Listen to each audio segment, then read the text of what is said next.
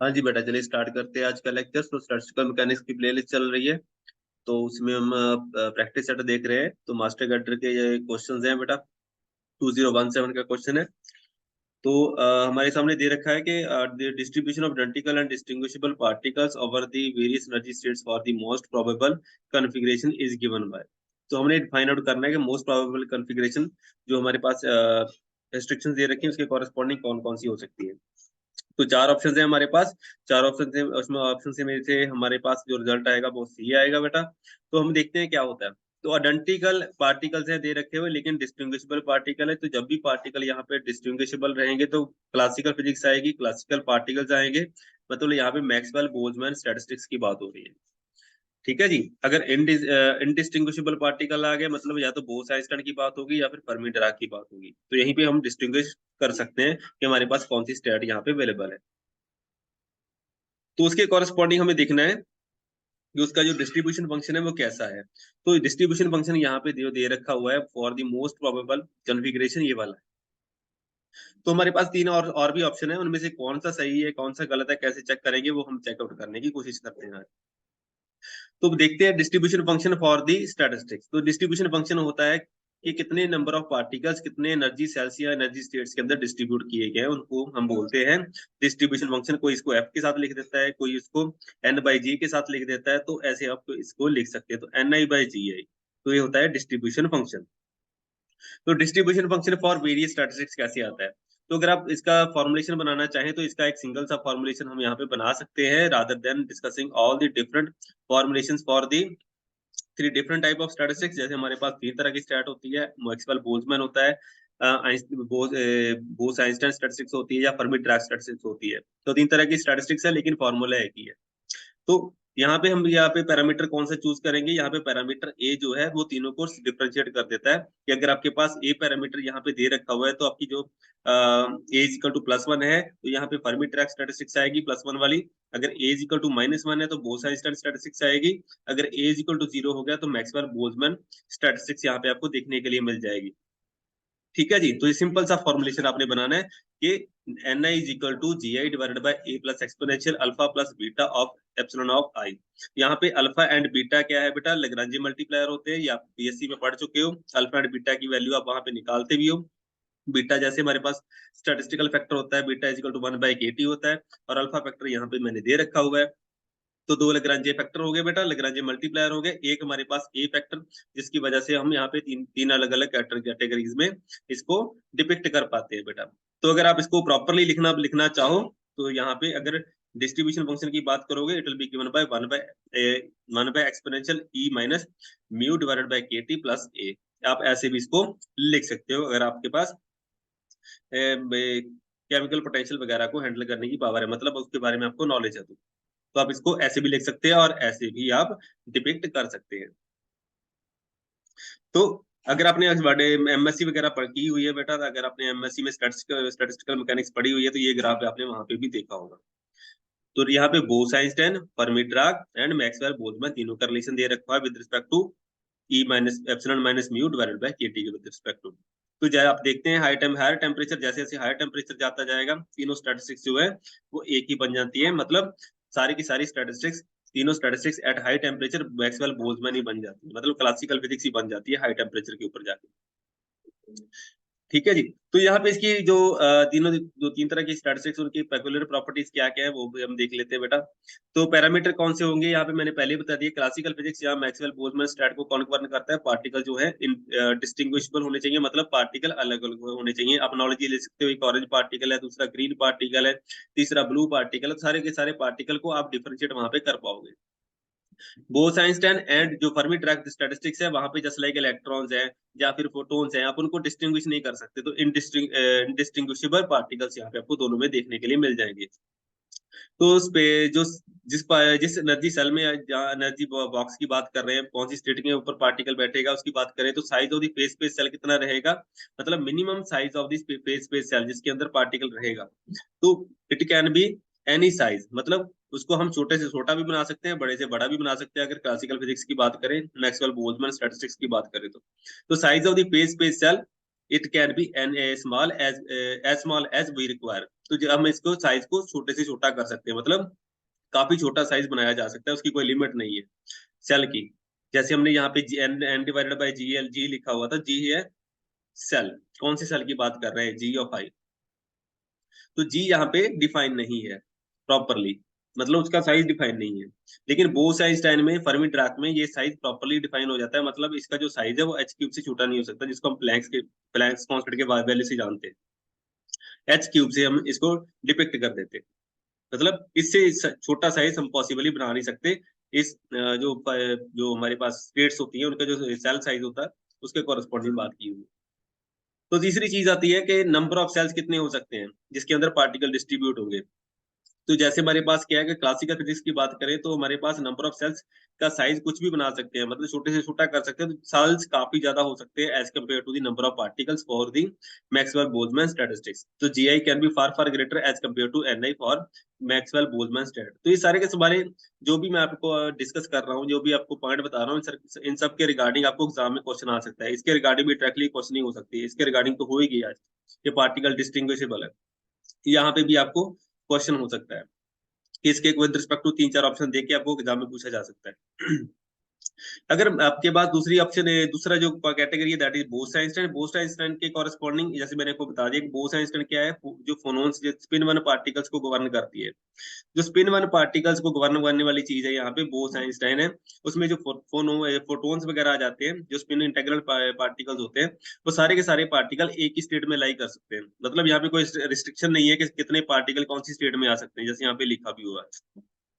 So the number of cells is less as compare to the number of particle. तो यहाँ पे कोई restriction है यहाँ पे आ जाती है कि सारे के सारे पार्टिकल अगर एक स्टेट में आ जाते हैं तो सारे ज्यादातर आपको सेल्स की जरूरत नहीं पड़ती, एक तरह से आपको देखोगे तो number of cells is lesser as compare to number of particle. तो ये आप यहाँ पे नॉलेज ही लेके चल सकते हैं, अपने आपको समझाने का एक तरीका है बेटा, ठीक है।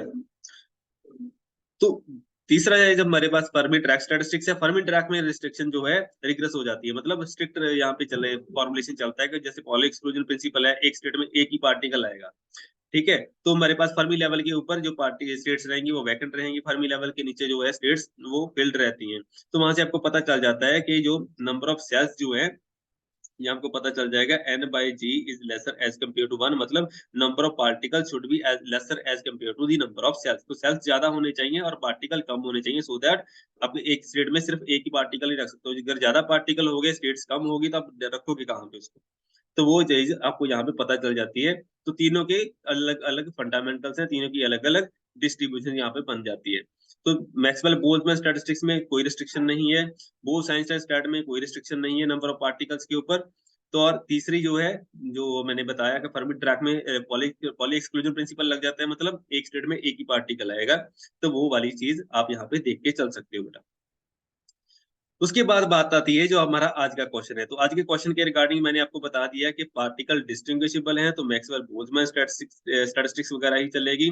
पार्टिकल सारे के सारे आइडेंटिकल है, दैट्स गुड। और वेरियस एनर्जी स्टेट्स की बात आ गई तो हम उसके कॉरेस्पॉन्डिंग कौन सी स्टेट में हमारे पास कितने पार्टिकल बैठेंगे वो हम देखते हैं। तो यहाँ पे मैं सीधा सीधा पहले ही आंसर बताता हूँ, ये वाला आंसर मैंने क्यों क्लिक कर रखा है, बिकॉज जितनी भी डिस्ट्रीब्यूशन आप बनाते हो, अगर मैक्सवेल बोल्ट्जमैन की स्टैट के कॉरेस्पॉन्डिंग जो आप डिस्ट्रीब्यूशन बनाओगे, जो फॉर्मुलेशन यहाँ पे लिखा हुआ है, ये वाला जो फॉर्मूला है, ये मैक्सिमम प्रोबेबल ही रहेगा। मैक्सिमम प्रोबेबल क्यों रहेगा, बिकॉज जिस स्टेट की आप बात कर रहे हो उस स्टेट में सबसे ज्यादा टाइम ये बताने की कोशिश करता है, मतलब अगर आपने कोई स्टेट एनर्जी स्टेट चूज कर ली, मान लीजिए ये वाली चूज कर ली, उस स्टेट के अंदर मैक्सिमली ये पार्टिकल है उसमें रहने की कोशिश करेगा, तभी उसको आप मैक्सिमम प्रोबेबल बोलते हो। मतलब अगर एप्सिलॉन ऑफ आई अगर आप ढूंढने जाओगे तो स्टेट में रहने की प्रोबेबिलिटी क्या और बताएगा, इसमें रहने की प्रोबेबिलिटी बनाएगा उसका ऑक्यूपेशन नंबर, आपको बोल सकते हो, या डिस्ट्रीब्यूशन फंक्शन इसको बोल देते हो। तो ऑक्यूपेशन नंबर इसका एक अलग नाम भी होता है। तो इस स्टेट में रहने की प्रोबेबिलिटी कौन बताएगा, ऑक्यूपेशन नंबर, या जिसको हम डिस्ट्रीब्यूशन फंक्शन भी बोल देते हैं। और डिस्ट्रीब्यूशन फंक्शन कौन कौन सा हो जाएगा, जितना ज्यादा डिस्ट्रीब्यूशन फंक्शन की वैल्यू होगी उतना ज्यादा उसकी वहां पे रहने की प्रोबेबिलिटी होगी। अगर इस स्टेट के कॉरेस्पॉन्डिंग ज्यादा वैल्यू आ गई तो इसके वहां पे क्या होगा, मोर प्रोबेबल स्टेट कॉन्फ़िगरेशन बन जाएगी। तो अगर हम मान लें कि पार्टिकल इसी स्टेट में बैठा हुआ है तो it will be corresponding to the most probable configuration. तो मोस्ट प्रोबेबल कॉन्फ़िगरेशन बेटा यही बन जाएगी कि पार्टिकल इसी स्टेट के अंदर टाइम स्पेंड करेगा। ये स्टेट कोई भी हो सकती है, लोअर स्टेट हो सकती है, हायर स्टेट हो सकती है, लेकिन अगर हमने उसको चूज कर लिया कि कौन सी स्टेट है वहां पे बैठ रहा है पार्टिकल, मतलब उसके लिए मोस्ट प्रोबेबल डिस्ट्रीब्यूशन फंक्शन यही बन जाएगा। तो इसी वजह से हमने यहाँ पे इसको लिखा हुआ है। तो इसका रीजन मोस्ट प्रोबेबल कॉन्फ़िगरेशन का यही है। चाहे डिस्ट्रीब्यूशन मैंने फंक्शन जो लिखा है वो जनरल है, लेकिन ये मोस्ट प्रोबेबल कॉन्फ़िगरेशन यही बनेगी बेटा। बाकी देख लेते हैं बाकी आंसर यहाँ पे क्यों करेक्ट नहीं है, तो उसको भी हम फाइंड आउट कर लेते हैं कि मैक्सवेल बोल्ट्जमैन एनर्जी डिस्ट्रीब्यूशन आप यहाँ पे चेक करने जाओगे। एनर्जी डिस्ट्रीब्यूशन की बात क्यों हो रही है, बिकॉज हमने यहाँ पे जो रिलेशन लिख रखे हैं those are in the terms of KT और energy rather than in terms of speed. तो वो भी हमने पहले डिस्कस किया होगा कि स्पीड के टर्म में या एनर्जी के टर्म में इसको कैसे लिखा जाता है। अगर जिसने लेक्चर नहीं देखे वो प्रीवियस लेक्चर देख के आए बेटा। तो मैक्सवेल बोल्ट्जमैन एनर्जी डिस्ट्रीब्यूशन का ये सिंपल सा फॉर्मुलेशन हमने पढ़ा हुआ है। अगर आपने most probable energy distribution find out करनी है, मतलब जहाँ पे मोस्ट प्रोबेबल स्टेट आ गई वहां पे क्या आएगा, ये डिस्ट्रीब्यूशन फंक्शन मैक्सिमम हो जाएगा, इसकी पर्टिकुलर वैल्यू आ जाएगी, इसका डेरिवेटिव क्या आ जाएगा बेटा, D by D of E of the function, it will turn out to be zero. तो अगर डेरिवेटिव जीरो हो जाएगा तो हमारे पास क्या निकल के आएगा, कोई एनर्जी वैल्यू निकल के आएगी। जैसे आप यहाँ पे चेक कर सकते हो कि मोस्ट प्रोबेबल स्टेट के लिए एनर्जी वैल्यू क्या होती है, 1/2 kT निकल के आएगा। तो अगर इसकी वैल्यू को हम डिस्ट्रीब्यूशन फंक्शन में डालेंगे तो मोस्ट प्रोबेबल डिस्ट्रीब्यूशन फंक्शन हमारे पास मिल जाएगा। तो that will be the distribution function which is required for the provided energy range.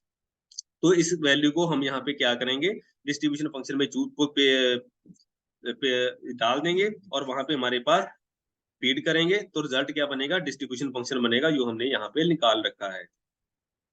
तो यहाँ पे आप देख सकते हो कि मैक्सिमम प्रोबेबल डिस्ट्रीब्यूशन फंक्शन यहाँ पे बन गया है। ये हमारी कोई भी ऑप्शन इसके साथ मैच नहीं करती है जो आपने आज का क्वेश्चन देखा है। ये वाला एग्जाम में भी आपको आ सकता है, तो मैं तभी आपको सारी की सारी वैल्यू निकाल के दे रहा हूँ। मैं मोस्ट प्रोबेबल डिस्ट्रीब्यूशन फंक्शन या तो वही स्टेट जो मैंने जो डिस्ट्रीब्यूशन फंक्शन स्टार्टिंग में कोट किया वो वाला आंसर हो सकता है, या फिर ये वाला भी उसका एक आंसर हो सकता है। अब बात आ जाती है कि वेलोसिटी के टर्म में अगर आपको आंसर पूछ लिया गया तो वेलोसिटी के टर्म में जो डिस्ट्रीब्यूशन फंक्शन है वो ये वाला दिया हुआ है बेटा। तो इसकी वजह से हम यहाँ पे इसकी वैल्यूज वगैरह डाल देते हैं। तो यहाँ पे मैं पता होता है कि जो मोस्ट प्रोबेबल स्पीड होती है उसकी वैल्यू कितनी होती है बेटा, इट इज 2 kT/m के साथ हम जाते हैं। तो उसका स्केयर करोगे तो उसका स्केयर करके उसकी वैल्यू को डाल दोगे तो हमारे पास क्या बनेगा, most probable distribution function in terms of speed. तो वहां से हम उसकी वैल्यू वगैरह डालेंगे और अपना हमारे पास जो most probable distribution function in terms of speed आएगा वो ये वाला आ जाएगा। ठीक है जी, तो इसको आप सॉल्व करके यहाँ पे लग सकते हो। अगर आपको एग्जाम में इनकी रेशो पूछ ली जाती है तो वो ये वाली रेशो आप वहां पे एग्जाम में कोट कर सकते हो। तो दोनों की रेशो भी मैंने आपको यहाँ पे दिखा रखी है। मतलब जो आपके पास डिस्ट्रीब्यूशन फंक्शन के कॉरेस्पॉन्डिंग मोस्ट प्रोबेबल पार्ट आता है विद रिस्पेक्ट टू एनर्जी और वेलोसिटी, वो आप यहाँ पे देख सकते हो कि उनकी ऑप्शन क्या क्या बनेगी। लेकिन इनमें से कोई भी वैल्यू हमारी यहाँ पे मैच नहीं करती। जरूरी नहीं है कि यही ऑप्शन आपके पास आ सकती है। नेक्स्ट टाइम आपको एग्जाम में कुछ भी पूछा जा सकता है with respect to distribution function. तो मैक्सवेल बोल्ट्जमैन डिस्ट्रीब्यूशन के लिए मैंने आपको चारों चीजें बता दी कि कैसे कैसे इनको हैंडल करना है। अब आप देख सकते हो डी ऑप्शन के लिए आपके पास क्या है बेटा, 1/1 प्लस अल्फा। अल्फा की वैल्यू क्या होती है, ये वाली। अब देख लीजिए हमारी कोई ऑप्शन इसके साथ मैच करती है, बिल्कुल भी नहीं। बी ऑप्शन के साथ जाइए, GI × KT/m⁻²। ये वाली ऑप्शन भी हमारी कहीं पे होल्ड नहीं करती। सी ऑप्शन हमारी होल्ड करती है बिकॉज ये वाला distribution function general distribution function है, लेकिन कोई भी स्टेट लेंगे तो उसके लिए मोस्ट प्रोबेबल स्टेट कौन सी बनेगी, वो ये वाली ही बनेगी। तो पहला ऑप्शन जो है ये क्या है, maximum probable state which is 2kT/m under the root multiplied by e⁻α।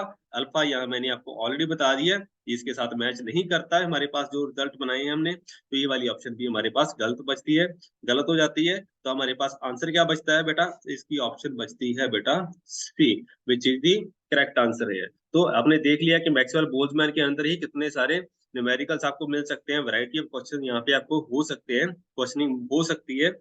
कौन कौन से टॉपिक हो सकते हैं, फर्मी ड्राग के रिगार्डिंग और बोस आइंस्टाइन के रिगार्डिंग या मैक्सवेल बोल्ट्जमैन के डिस्ट्रीब्यूशन के रिगार्डिंग। अगर कोई भी न्यूमेरिकल आता है आप ऐसे ही हैंडल करोगे उसको। ठीक है बेटा, ऐसे न्यूमेरिकल आपके लिए लेके आते रहेंगे। Till then thank you very much, see you next time.